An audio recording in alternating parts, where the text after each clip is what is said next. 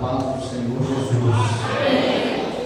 Em pé como vocês estão, abra a Bíblia no Evangelho escrito por João, no capítulo de número 15, que é o tema proposto para essa noite.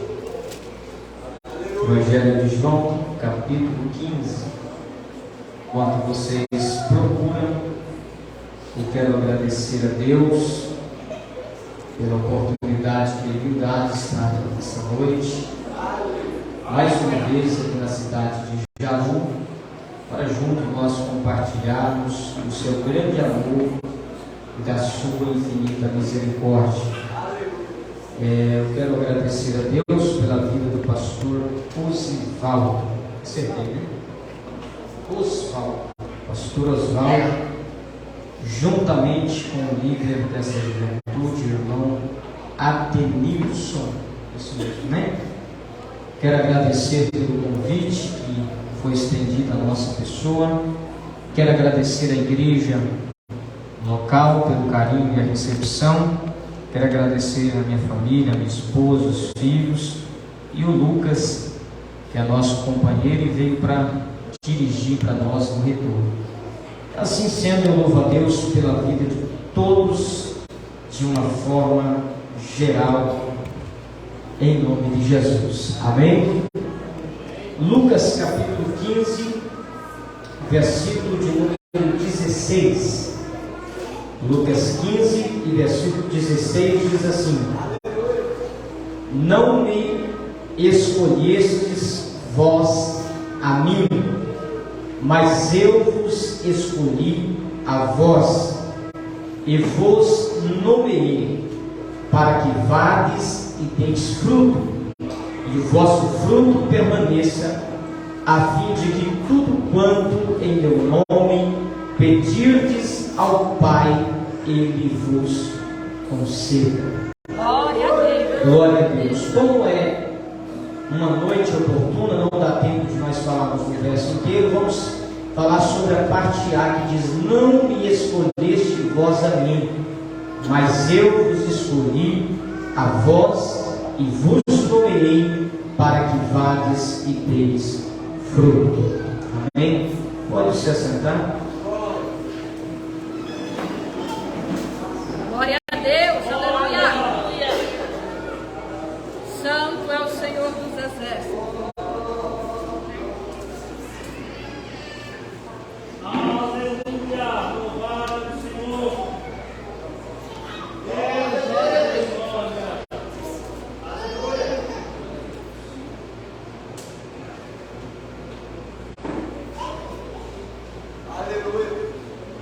Aleluia.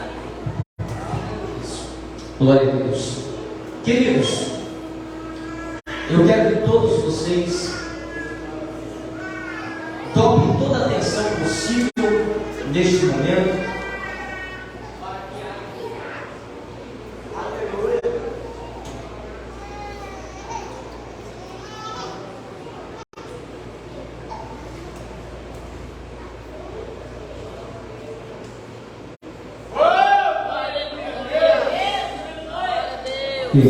Bom. Aleluia. Glória a Deus. Queridos, volte a atenção para cá, para nós compreendermos essa palavra tão maravilhosa que está diante de nós nessa noite. Desde já eu quero parabenizar a juventude e a sua liderança por esse tema tão maravilhoso, escolhidos para frutificar. Agora prestem atenção. Quando nós olhamos para esse capítulo 15 do Evangelho segundo escreveu João, Jesus Cristo, Ele está já na fase terminal do seu ministério aqui na terra, para partir dessa dimensão terrena e retornar da onde Ele já havia vindo, que era da casa paterna, da casa do Pai. Na ocasião em que Jesus escreve, ou que Jesus diz essas palavras e João as registra escrevendo, estava por ocasião da festa da Páscoa. Quando nós olhamos para a Bíblia Sagrada, A festa da Páscoa, segundo aquilo que ficou registrado no livro do Êxodo, capítulo de número 12, versículo de número 6, acontecia no dia 14 do primeiro mês do ano, que é o mês de Abib, segundo os judeus, ou o mês de Nisan, segundo os babilônios, que é o nome que acaba ganhando popularidade na Bíblia Sagrada, precisamente no Novo Testamento. No dia 14, pela tarde, ao entardecer, acontecia o início da festa, que era iniciado pela festa da Páscoa propriamente dito, a morte do Cordeiro Imaculado, e após isso era seguida da festa conhecida como a festa dos pães ázimos, ou dos pães sem fermento, que eram mais 7 dias de festas contínuas. E a Bíblia vai nos dizer que no dia 10, conforme está em Êxodo capítulo 12, versículo 3, no dia 10, no primeiro mês do ano, que é o mês de Abib, o animal que iria ser imolado, ele era tirado do meio dos demais animais, ele era separado e ele ficava por 4 dias, do dia 10 até o dia 14, dia 14, aquele animal ficava separado para o dia 14 pela tarde ele ser sacrificado. E à tarde ele era sacrificado, a sua carne era queimada e comida, o seu sangue passava nos umbrais da porta, e assim foi o dia em que Deus tirou o seu povo de Israel da terra do Egito. E Deus lhes dá uma ordem, em Êxodo capítulo 12, verso 14, dizendo que esse pacto seria perpétuo entre Deus e os filhos de Israel, de geração em geração. No 14º dia do mês primeiro, mês de Abib, devia ser feita lembrança do dia em que Deus os tirou da terra do Egito, e pela tarde o animal deveria ser imolado. E quando nós olhamos para o Novo Testamento, na ocasião em que nós estamos no Evangelho de João, capítulo 15, nós estamos exatamente passando por esse momento processual, aonde, quando você pega o registro que foi escrito por João, no capítulo de número 12 e o versículo de número 1, a Bíblia diz que 6 dias antes da festa da Páscoa, Jesus desce para a aldeia de Betânia, aonde morava o seu amigo íntimo chamado Lázaro. Jesus, 6 dias antes do dia 14, o dia da festa, oficialmente falando, Jesus desce para Betânia, aproximadamente no dia 9 do mês primeiro. Jesus desce para Betânia e janta na casa de seu amigo Lázaro. É nessa noite do dia 9 do primeiro mês, com 6 dias antes da Páscoa, é que Jesus está jantando na casa de Lázaro, e Maria, sua irmã, pega aquele frasco de unguento precioso e quebra e derrama sobre os pés de Jesus, na hora em que Jesus estava sentado à mesa jantando.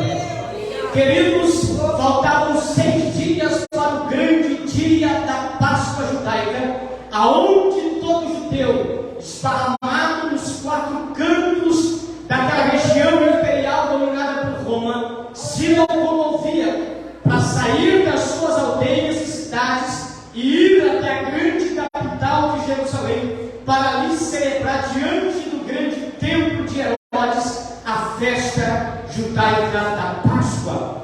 Faltando 6 dias para esse fato acontecer, Jesus está na casa de Lázaro em Betânia. Quando você pega o capítulo 12, versículo de número 12, diz que no dia seguinte, ou seja, no próximo dia, o dia 8 do primeiro mês, Jesus sai de Betânia e desce para Jerusalém, e acontece aquilo que nós chamamos de entrada triunfal de Jesus Cristo em Jerusalém.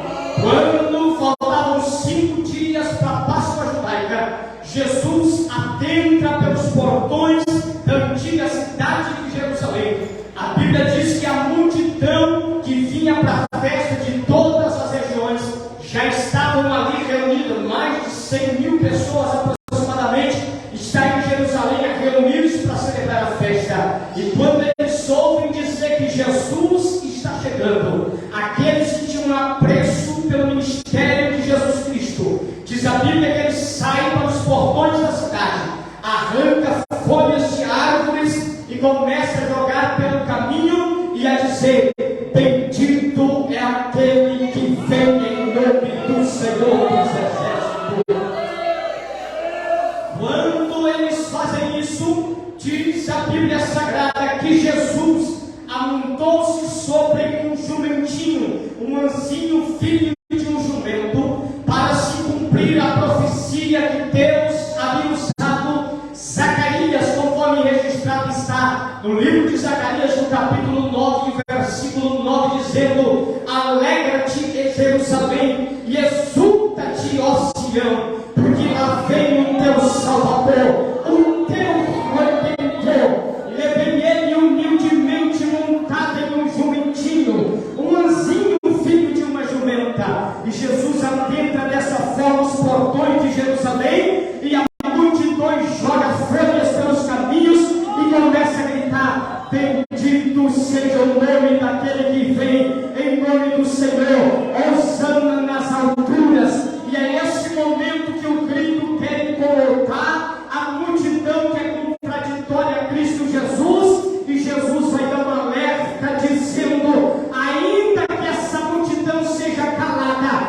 ainda que a boca desse povo seja fechada, ainda que eles parem de clamar, as próprias pedras clamarão, porque ninguém poderia trancar a boca do povo para não dizer: bendito é o nome daquele que vem em nome do Senhor, porque a palavra de Deus havia sido proferida e a palavra de Deus não podia voltar vazia. Ainda que alguém tentasse calar a multidão, Deus proferia de algum modo, mas a boca do povo não poderia se calar, porque a palavra de Deus não poderia passar sem se cumprir.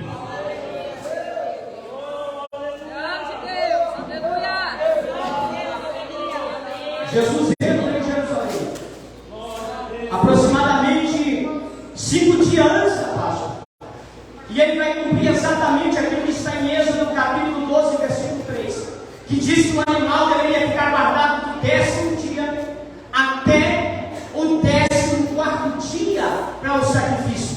Jesus entra em Jerusalém exatamente faltando em torno de 5 dias para que ele passasse guardado os 4 dias dentro da cidade, até que chegasse o dia da sua crucificação, aonde ele seria imolado, para cumprir a palavra que havia saído dos lábios de João Batista, em João capítulo 1, versículo 29, dizendo: eis aí o Cordeiro de Deus que tira o pecado do mundo.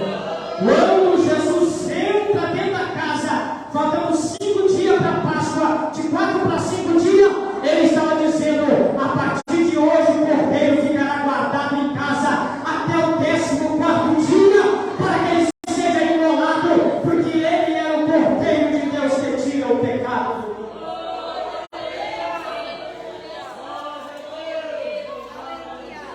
Agora o que eu quero que você perceba comigo: Jesus chega em Jerusalém, e ele fica ali ele chegou em Jerusalém, aproximadamente no sábado ele estava em Betânia, no domingo ele desce para Jerusalém, e ele fica ali a segunda, a terça, a quarta, a quinta.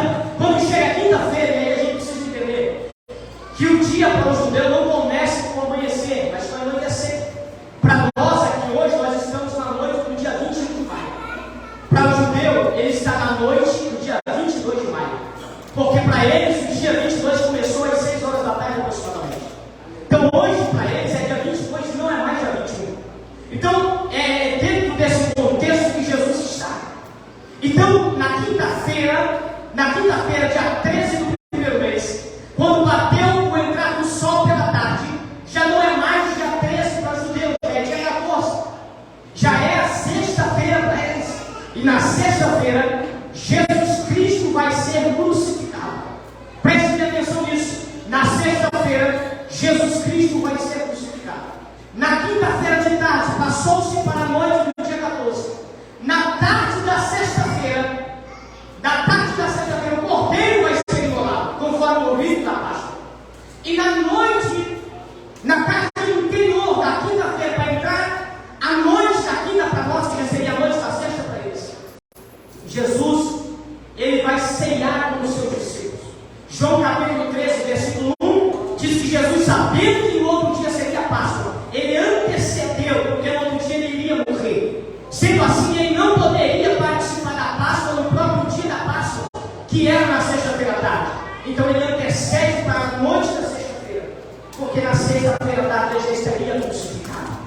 Então na quinta-feira à noite, na quinta-feira de tarde, para passar para a quinta-noite, seria para o judeu a sexta-feira. Jesus reúne com os seus discípulos. E João capítulo 13, versículo 1 a versículo 30. Jesus participa da ceia com eles. Jesus lava os pés dos discípulos à mesa. Jesus revela que um dos 12 haveria de o trair. E ele revela também quem iria trair, que é Judas Iscariotes. E depois de haver revelado, Jesus disse para Judas: aquilo que você tem a fazer, faça depressa. A Bíblia diz no versículo 29 que Judas se levantou da mesa, pegou suas coisas e ficou. Ele saiu então para procurar os oficiais de Israel, os que faziam parte, compunham o sinédrio judaico, para então entregar Jesus para a crucificação. E enquanto Judas Iscariotes se levanta da mesa e vai preparar tudo para a morte de Jesus, Jesus continua na mesa com os 11. E quando Jesus continua na mesa com os 11, ele começa a discursar. E aí vocês têm que pensar o seguinte: no capítulo 12, quando Jesus chega em Jerusalém, Jesus diz assim: a minha alma está angustiada até hoje. Se fosse possível passar de mim esse momento, mas ele disse: mas eu vim para isso. Então isso não pode passar. Irmão, Jesus está no momento aonde ele está angustiado. Ele sabe que a última noite dele, no próximo dia, quando amanhecesse o dia, em torno do meio-dia, ele já estaria na cruz do Calvário. Ele já estaria preparado. Pela tarde, ele já estaria dando o último suspiro, e às 3 horas da tarde, ele entregaria ao Pai o seu espírito e morreria. E naquela ânsia da morte, Jesus ele controla o seu emocional, porque não é fácil. É fácil você pregar e cantar quando tudo está bem. É fácil você aconselhar, você dar uma palavra de ânimo para alguém. É fácil você animar alguém, você fortalecer o companheiro de ministério quando as coisas estão bem. Mas Jesus estava diante da ânsia da morte. Quando ele entra em Jerusalém, ele diz que ele já sente o peso da cruz. Aí diante de tudo aquilo, ele precisa controlar o seu emocional, porque ele precisa dar as últimas palavras para os seus discípulos. E aí ele deixa uma das palavras mais gostosas que eu e você conhece, que é João 14, versículo 1, 2 e 3. Onde ele fala sobre a sua ira e ele diz: olha, não se turbe o vosso coração. Eu, na verdade, eu vou embora sim, mas não fique com o coração entristecido, turbado, angustiado. Ele está com o coração angustiado, é ele quem vai para o Calvário. É ele quem vai ganhar o cuspe na cara, é ele quem vai levar as pancadas, é ele quem vai colocar a coroa de espinho na cabeça, é ele quem vai carregar a cruz pesada nos ombros. Mas ele não está tão preocupado com ele, ele está preocupado com os discípulos. Ao invés de ele dizer para eles: me console, me dá uma palavra de ânimo, me diga alguma coisa para me animar, é ao contrário, ele olha para ele e diz: não fiquem conturbados, não fiquem tristes, porque eu vou para o Pai. Só que eu vou preparar um lugar. E quando eu for e vos preparar um lugar, não fiquem entristecidos, porque eu virei outra vez e vos levarei para mim mesmo, para que aonde eu estiver, vocês estejam também.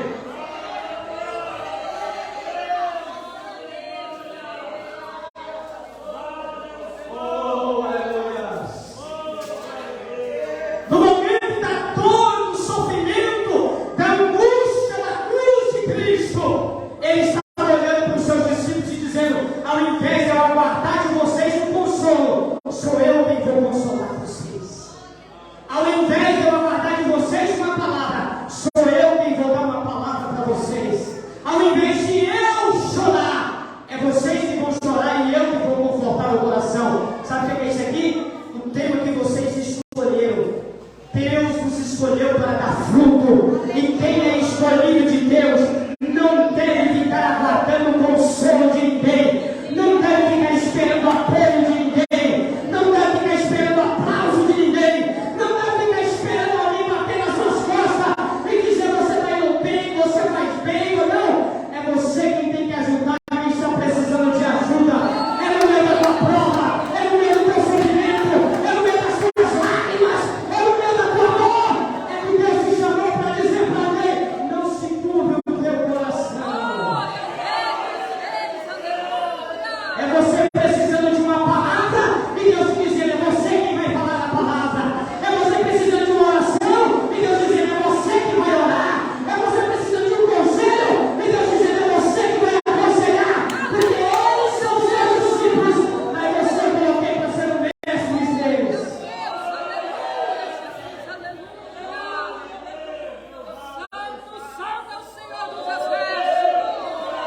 receber a presença de Deus nessa noite? Escute-me mais um pouquinho. A vida do mestre, daquele que Deus chama, é assim. Você precisa, mas é você que tem que dar. Você quer receber, mas é você que tem que entregar. Deus te colocou para isso. Não adianta você reclamar e dizer: eu não vou fazer porque eu estou precisando. Não. Jesus, no meio da dor e da angústia, é Ele quem foi levar a palavra de conforto para os seus discípulos. E no meio daquele sofrimento da noite, para anteceder o Calvário, Jesus, Ele dá as últimas instruções. Do capítulo de número 13, versículo 31, ao capítulo 16, versículo 33, Jesus dá as últimas instruções. Depois das últimas instruções, no capítulo 17, Ele vai orar pelos seus. Ele não vai pedir oração, Ele vai orar. Ele vai dizer: Pai, os que me deixam eu entrego em suas mãos. E eu não peço só para esses 11 que estão aqui, mas eu peço por todos aqueles que depois dirão de acreditar também no Evangelho. Ele estava dizendo: eu estou pedindo não só para os 11 que estão aqui, porque Judas já tinha saído, mas ele estava dizendo até para a igreja de Jardim, lá no ano 2023, eu já estou te pedindo desde agora por eles. Depois que Jesus ora por eles, capítulo 18, Jesus se levanta e desce para o Getsemane, e agora sim Ele vai orar por eles. E quando Ele está orando, chega Judas Iscariotes com os principais dos sacerdotes, juntamente com uma equipe de soldados, que pega Jesus e o leva para ser julgado e após condenado à cruz e sacrificado no Calvário. Mas eu quero que vocês voltem para o capítulo 15. Capítulo de número 15. São palavras de Jesus na noite anterior à sua crucificação. É o último ensinamento de Jesus antes de ir para o Calvário. É o último ensinamento de Cristo antes de ele enfrentar a cruz. Nesse último ensinamento, Ele quer mostrar para os seus discípulos como eles deveriam continuar o trabalho daí para frente. É como se Jesus olhasse para eles e dissesse: chegou no final. A minha missão está completa aqui. Daqui para frente é vocês que irão dar continuidade. Daqui para frente é vocês que vão levar o barco. E para vocês levar o barco, vocês precisam entender algumas coisas. Primeira delas, está no capítulo 15, versículo 5. Assim como a vara, se não estiver ligado no tronco, não pode dar fruto, assim é vocês, se não estiverem ligados em mim, nada podeis fazer. Algumas lições que Cristo vai ensinar aqui. Ele vai pegar a imagem da videira, que é o pé da uva, que é um plantio de uva, e vai dizer: assim como no pé da videira existem ramas que produzem, precisa ser limpadas para produzir mais. Ramas que não produzem, precisa ser cortadas, colocadas para secar e queimar. Aí ele vai continuar dizendo: assim são vocês. Lucas 15, versículo 5, ele diz: eu sou a videira e vocês são as varas. E assim como as varas, se não estiver ligado na videira, não pode fazer nada, assim vocês, se não estiver ligado em mim, nada podeis fazer. O que Jesus quer dizer para os discípulos aqui, em Lucas capítulo 15, é o seguinte: chega no final da minha carreira, eu vou para o Calvário, eu vou morrer. Vocês terão que continuar esse ministério, mas para vocês continuarem, vocês têm que estar ligados em mim. Para vocês continuar, vocês têm que ter relacionamento comigo. Para vocês dar continuidade nesse trabalho, vocês precisam estar agregados em mim. Vocês precisam estar conectados em mim. Eu preciso estar em vocês e vocês precisam estar em mim. Quando Jesus diz: vocês são a vara e eu sou a árvore, Ele está dizendo: você tem que entender que a vara não tem vida dela mesma. A vara de si mesma, ela não faz nada. A vara de si mesma, ela não vive, ela não produz, ela não tem nada, exatamente nada. Tudo que existe na vara sai do tronco e das raízes. Então, se essa vara for cortada do tronco e da raiz, ela seca, ela se acaba e ela não produz mais nada. Jesus está dizendo: para que vocês venham dar o fruto que precisa dar, para que a obra que eu comecei possa continuar, vocês têm que estar ligados em mim. Precisa ter relacionamento entre eu e vocês. E aí eu chego no verso 16.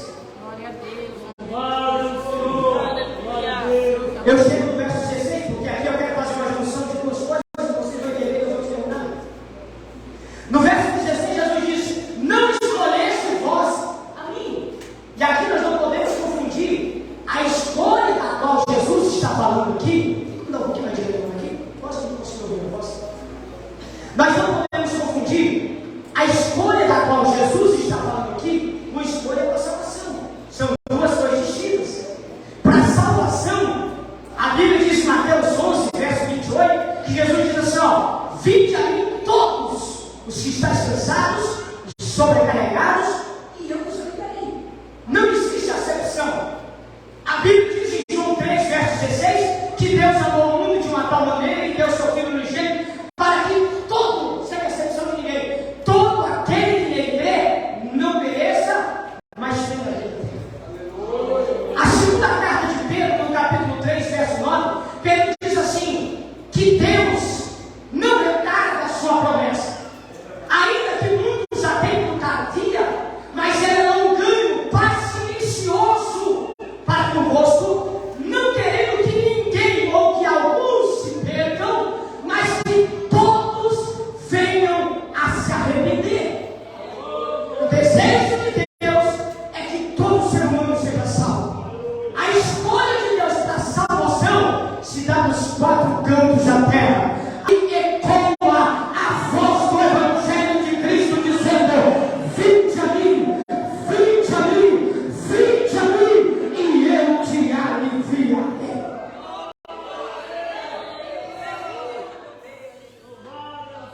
A escolha de Cristo em João 15,16 não tem a ver com salvação, porque para a salvação ele diz, vinde todos, ele quer que todos se arrependam. Mas a escolha de Cristo aqui diz respeito à chamada ministerial, ao trabalho que Deus tem com aqueles que Ele mesmo chamou. É por isso que o tema diz, chamados para frutificar. A chamada aqui é para dar fruto. Não escolheste vós a mim, mas eu escolhi a vós para que vades e deis fruto. Não é escolhi a vós para ser salvo, escolhi a vós para que vades e deis fruto. Aqui é chamada para dar fruto, aqui é ministério, aqui é trabalho, aqui não é salvação. Presta atenção. A chamada de Cristo aqui é para fazer a obra do Senhor Jesus. E para fazer a obra do Senhor Jesus, Ele seleciona a dedo. Preste atenção. Se você nunca parou para pensar, a multidão que andava com Cristo Jesus no seu ministério era muito grande. Preste atenção. Quando você pega a primeira multiplicação dos pães, Mateus capítulo de número 13, versículo de número 21, está escrito que depois de multiplicado, alimentada a multidão, foi juntado os pães que sobrejaram. E diz o texto de Mateus 13, 21 assim, é a multidão que foi alimentada, era de quase 5.000 homens, fora as mulheres e as crianças. O que isso quer dizer? Se tinha 5.000 homens adultos, fora mulheres e crianças, pode-se pensar que poderíamos ter ali em torno pelo menos de 10.000 pessoas naquele recanto ouvindo a mensagem de Jesus. A multidão que seguia Cristo era muito grande, porém, quando você vai para o texto sagrado, Lucas capítulo 9, versículo 1 diz que Jesus chamando os 12, diga comigo 12, diga comigo, a multidão era de mais de 5.000 pessoas, mas Jesus chamando os 12.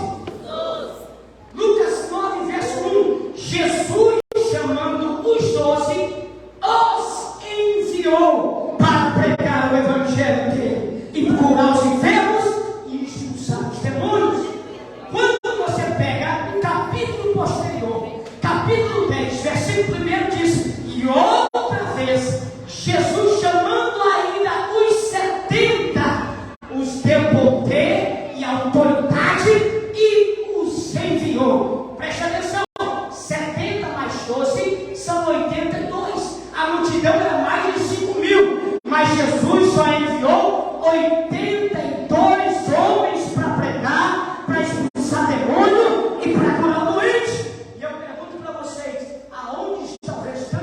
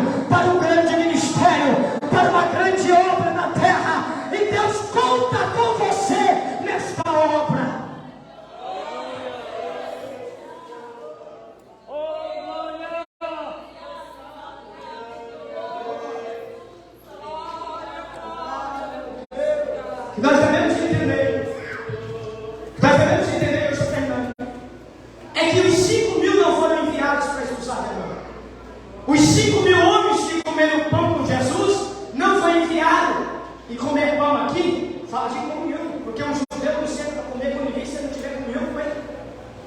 Fala de comunhão, 5.000 comendo em comunhão com Cristo, mas apenas 82 enviados para fazer a missão. Nem todos que servem a Jesus foram chamados. Então é por isso que nós temos que entender que a chamada vem do trono de Deus. A chamada não vem do homem. A chamada não vem do pastor da igreja. A chamada não vem daqueles que estão na frente do trabalho. A chamada vem direto do trono de Cristo Jesus. Quando Jesus disse, foi eu quem escolhi vocês e não vocês que me escolheram, Jesus está dizendo, vocês até decidiram me servir, vocês até decidiram fazer parte da minha equipe, mas no meio da equipe, quem chama para o trabalho sou eu. No meio da equipe, quem chama para o ministério sou eu. Quem chama, ei irmão, não precisa se preocupar. Se Deus te chamou, está chamado. Se Deus te escolheu, está escolhido. Se Deus falou para você, está falado. Não precisa você querer fazer as coisas para Deus do seu jeito. Não adianta querer cortar fila. Não adianta querer ganhar, não. Deixa na mão dele. É ele quem chama. É ele quem levanta. É ele quem escolhe. É ele quem capacita. É ele quem usa. É ele quem faz. É ele quem enche. É ele quem envia. É ele quem faz transformar. É ele quem te usa. E a glória dele está aqui nessa noite. Quem sente, levante a mão e glorifica o nome dele.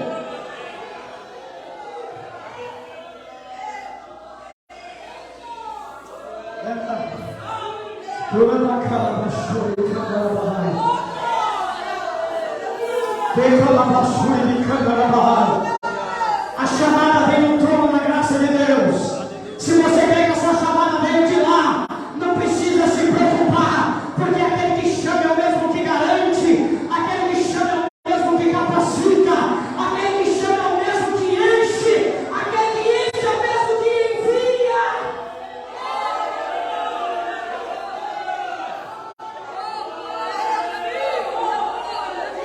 Eu estou sentindo a presença de Deus, a maioria passando por aqui. Eu estou sentindo meu corpo se arrepiou, a glória de Deus passando por aqui. Jura minha sola, minha camarada. Sinta a glória que eu estou sentindo em cima do altar. Estou fumegando aqui em cima, a glória de Deus está tomando conta desse lugar. É porque a sua mãe vai receber. É o Deus que chama, é o Deus que capacita, é o Deus que manda, é o Deus que envia, é o Deus que separa, é o Deus que escolhe. Ele está aqui nessa noite. Oh, aleluia!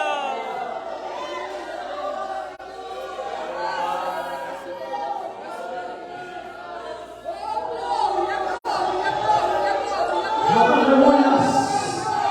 A nuvem da glória de Deus está pairando sobre este lugar nessa noite. Fica tranquilo que o homem não te escolhe, é Deus. Você pode congregar onde você estiver congregando. Você pode morar onde você estiver morando. Isso não interfere. O que interfere é você estiver debaixo da mão de Jesus Cristo, que na hora certa Ele vai te pegar como pegou os 82 e vai dizer: vai, vai, vai, vai, porque eu vou te usar. Aleluia!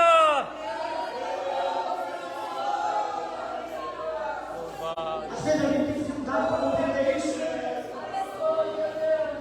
Às vezes a gente tem dificuldade para entender isso.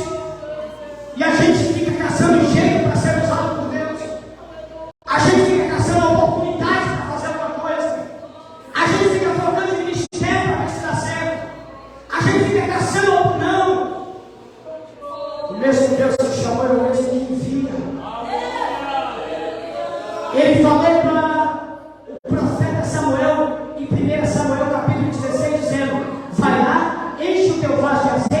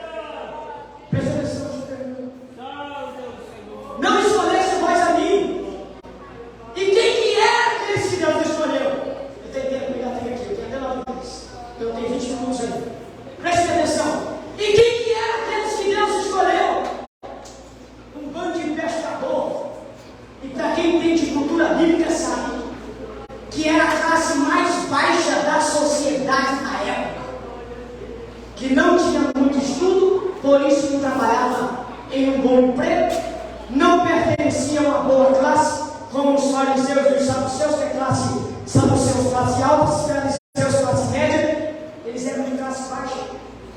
Discriminado, presta atenção, discriminado pela sociedade, sem valor. Deixa eu dizer uma coisa para vocês. Você sabe quem levava o nome a ser pescador, como o caso de Pedro, de Tiago, de João e de muitos outros? Porque foram reprovados na escola rabínica e não prestou para ser um discípulo de um grande mestre, para se tornar um grande mestre. Então ele era mandado para casa, começar a estudar aos 6 anos de idade, até os 14, se aprovado, virava aquilo que nós chamamos de discípulo, para ser discípulo, se tornar um mestre. Se reprovado, volta para casa, vai pegar a profissão dos seus pais, vai aprender ela e vai trabalhar para o seu futuro.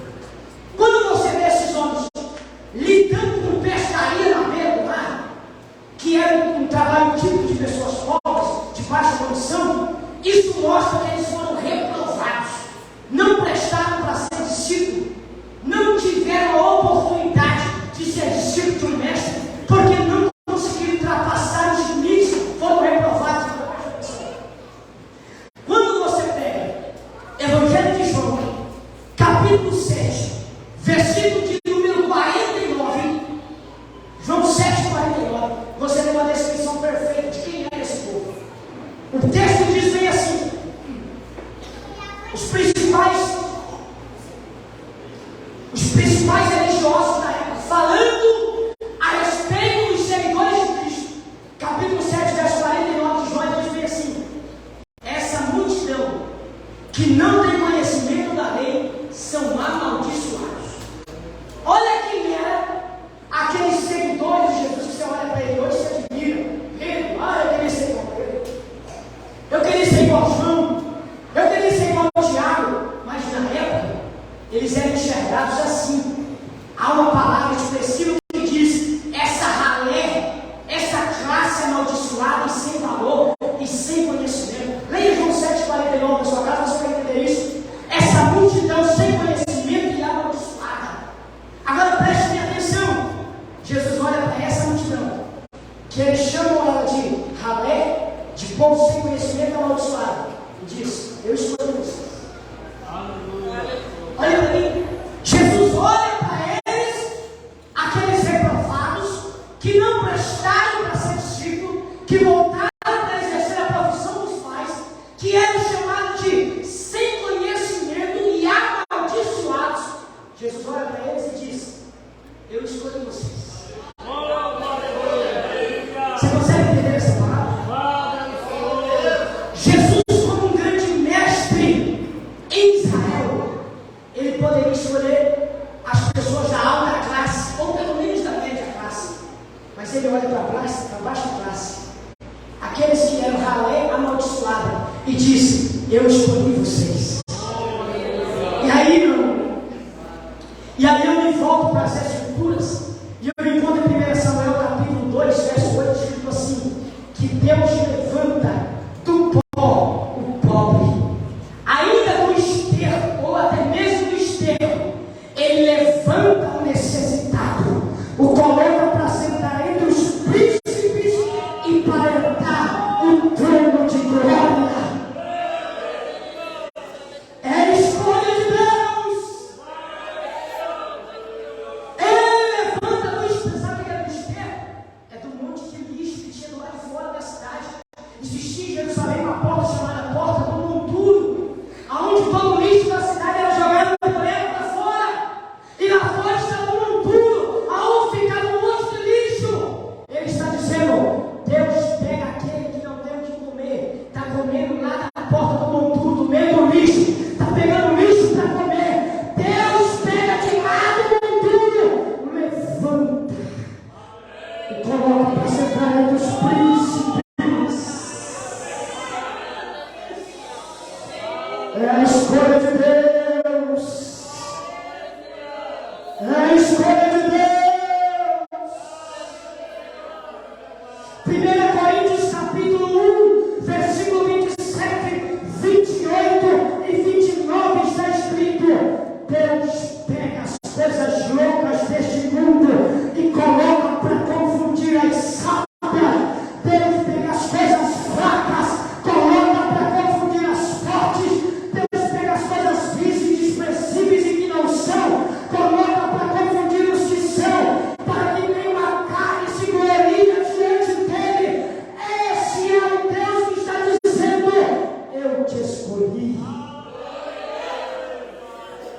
Eu te escolhi. Não escolheste vós a mim, mas eu escolhi vocês. A escolha de Deus. Deus escolhe coisas simples. Deus escolhe pessoas que não têm nome. Deus escolhe pessoas que não são conhecidas. Deus pega famílias que ninguém sabe quem é. Deus pega aqueles que são humilhados e maltratados. Porque Deus quer levantar esse para o nome dele ser glorificado. Os discípulos eram a classe desprezada. Jesus pegou eles e os levantou. Agora eu estou terminando. Preste atenção. A escolha de Deus é a razão de todos nós estarmos aqui nesta noite. A razão dos obreiros que estão aqui e de mim que estou pregando é porque um dia Deus nos escolheu. Não pelos méritos que a gente tem, não porque éramos melhores do que alguém. Quando Deus nos escolheu, nós éramos coisas loucas e Ele colocou a gente para confundir as sábias. Nós éramos fracos, Ele nos fortaleceu para confundir os fortes. Nós éramos desprezados, Ele nos colocou aonde colocou, para que aqueles que querem desprezar os que Deus usa, entenda que é Deus quem usa. Aqueles que acham que são, Deus deixa de lado. E Ele pega aqueles que não são e coloca para confundir os que são. Só existe um critério, eu termino aqui. Jesus disse: foi eu quem escolhi vocês. Só existe uma coisa que vocês precisam entender. O que é, Senhor? Não basta apenas ser escolhido. Presta atenção, estou terminando. Não basta apenas ser escolhido. Não basta apenas ser chamado. Não basta apenas ter o nome de obreiro. Não, precisa de uma coisinha a mais. O que é, Senhor? Assim como a vara precisa estar ligada na videira, assim vocês precisam estar ligados em mim. Sabe o que Jesus está dizendo? Eu chamei vocês, mas vocês nunca podem desligar de mim. Vocês nunca podem perder a intimidade comigo. Vocês nunca podem perder comigo a minha presença e a minha glória. Vocês nunca podem perder a minha presença, o meu Espírito, a comunhão do Espírito Santo na vida de vocês. E Jesus vai dizer: olha, se a vara for cortada, ela não presta para mais nada, a não ser para ser queimada. Assim é vocês se perderam o meu Espírito Santo. Muitas pessoas que foram chamadas por Deus, mas perderam a comunhão com o Espírito Santo. Há muitas pessoas que serem chamadas de Deus, mas não tem mais afinidade com o Espírito Santo. Não tem mais sensibilidade à voz do Espírito. Não percebe mais como o Espírito Santo está falando na igreja. Não coração não arde mais quando Deus está falando. Como a basura que anda em abacaio, choreando e suricando. Não derrama mais lágrimas no pé do altar de Deus. Não fala mais em línguas estranhas. Acha que isso ficou no passado. Pensa que isso não faz mais efeito. Pensa que a sua capacidade própria supera a autoridade do Espírito Santo, a presença da glória de Deus. Há quantos que Deus confiou o ministério na sua mão, mas você desprezou o Espírito Santo.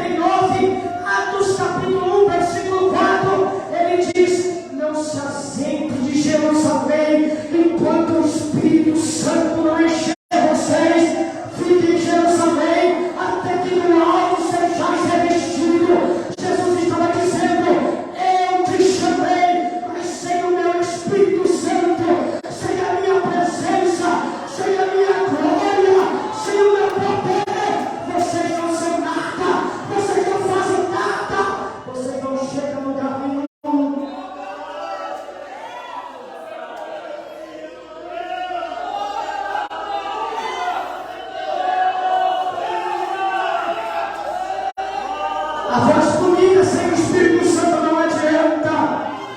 Sabedoria sem o Espírito Santo não adianta.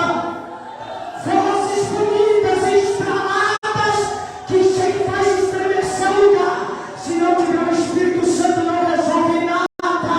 Zacarias, no capítulo 4, versículo 6, ele profetiza dizendo: não é por força e nem por violência, mas pelo meu Espírito, diz o Senhor dos Exércitos.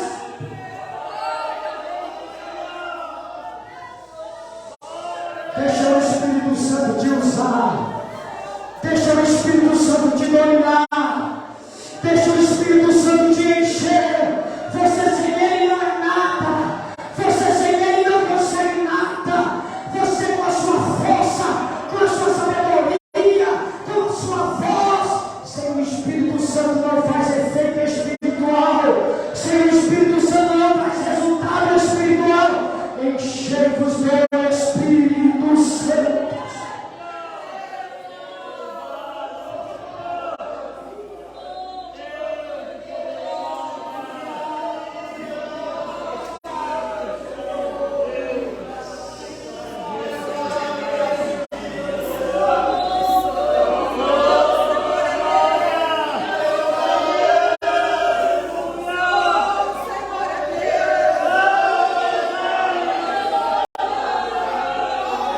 É tempo de enchermos do Espírito Santo. É o tempo de enchermos do Espírito Santo. Sabedoria tem bastante. Teologia tem bastante. Conhecimento tem bastante. Mas levanta e anda. Seja cheio, seja curado. Seja liberto, está faltando. Está faltando um som. Está faltando poder. Está faltando graça. Está faltando autoridade.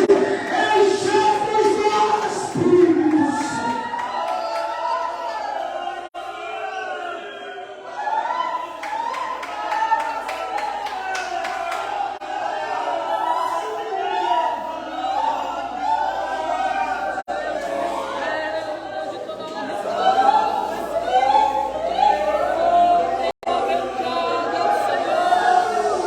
A presença de Deus está aqui. Sem mim nada podeis fazer.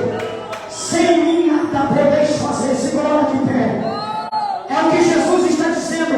Eu escolhi a vós, mas sem mim vocês não podem fazer nada.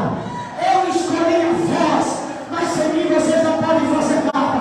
Eu escolhi a vós, mas sem mim vocês não podem fazer nada. Vocês foram escolhidos para dar fruto. Foram escolhidos para frutificar. Foi escolhido para pregar, foi escolhido para evangelizar, mas isso só é possível se estiver cheio do Espírito Santo, cheio do Espírito Santo, cheio do Espírito Santo, cheio do Espírito. Aleluia! Louvado é o Senhor. Ó Deus. Glória a Jesus. Oh, glória a Jesus. Escute o que eu vou dizer agora na parte de encerramento. Eu estou terminando, eu tenho apenas 4 minutos. Preste atenção. Lucas capítulo 1. O anjo Gabriel desce uma cidade com o nome de Nazaré. Não era uma cidade, uma vila que tinha apenas 20 famílias lá. Em torno do máximo 200 pessoas. O anjo Gabriel desce lá e diz para uma jovem virgem chamada Maria, dizendo: tu vai engravidar e vai ter um filho, e vai ser grande a obra de Deus na tua vida. Maria, Lucas capítulo 1, versículo 34, Maria olhou para o anjo e disse assim: como que vai ser possível isso? Como que isso vai acontecer? Como que querem dizer? Essa mensagem não é para mim. Eu não tenho capacidade. Eu não consigo. Não há em mim condições para isso. Ela diz: como há de ser isso? Visto que eu não conheço o varão. Como que eu vou ficar grávida sendo meu filho? Não sendo casado? Ainda estou solteira? Não tenho marido? Como que eu vou ficar grávida? Lucas capítulo 1, versículo 35, responde assim: ó, o Espírito Santo vai descer sobre você. A sombra te será dele. Sabe o que o anjo está dizendo? Maria, a mensagem não veio errada. Deus já sabe que você não pode. Deus já sabe que você não consegue. Deus já sabe que você não tem condição. Deus já sabe que você não tem capacidade. Mas o Espírito Santo vai te encher. O Espírito Santo vai te capacitar. O Espírito Santo vai te usar. Sabe o que Deus está dizendo nesse congresso, nessa noite? Eu te escolhi. Senhor, mas eu não posso. Eu não consigo. Eu não tenho. Eu não sou. Fica tranquilo. O meu Espírito vai te encher. Vai te encher. Vai te encher. Vai te encher. Quem quer ser cheio, levante a mão. Quem quer ser cheio, levante a mão. Eu tenho mais um minuto. Eu quero profetizar. Em nome de Jesus. Então seja cheio. Seja cheio. Seja cheio. Seja cheio. Cheio. Cheio. Cheio. Cheio. Cheio. Aqui na frente.